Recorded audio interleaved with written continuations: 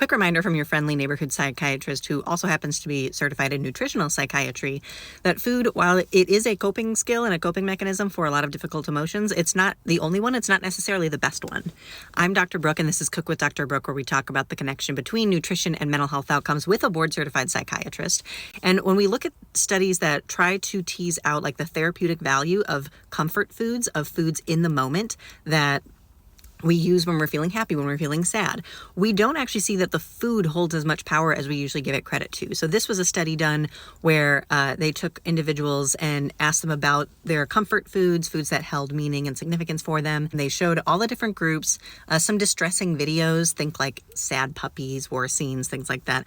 They purposely got them upset, and then they gave them their assigned, intervention. So the comfort food, the neutral food, or the no food. And interestingly, the comfort food group did feel better after the fact when they reported their levels of distress, when they tried to measure, how upset basically they were and their emotional state. They did get better, but so did all of the other groups. The implication from this is that it's not actually the food that's doing it. It's not the chocolate cake or the Doritos or whatever you reach for.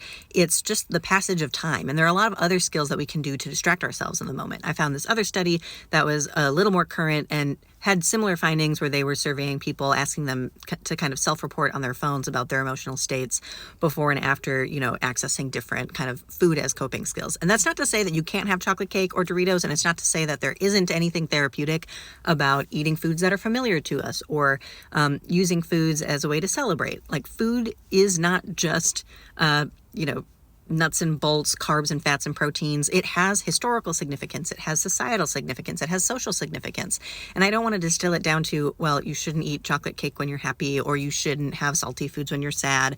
And don't you know that's bad for you? Like, there is utility in all of this, but it doesn't have all of the utility and all of the therapeutic value and all of the weight that we tend to give it credit for. So give yourself credit for all of the other good things you do to manage your emotions minute to minute.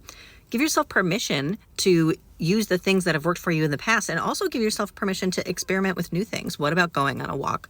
What about an herbal tea versus a soda? What about, could I pick a different food and just see what happens then? I want to encourage you for bringing this question up because it comes up a lot in clinic, and I think a lot of other people are going to relate to it. And I hope that this response is insightful and helpful to you in some way. Take care of yourselves, guys.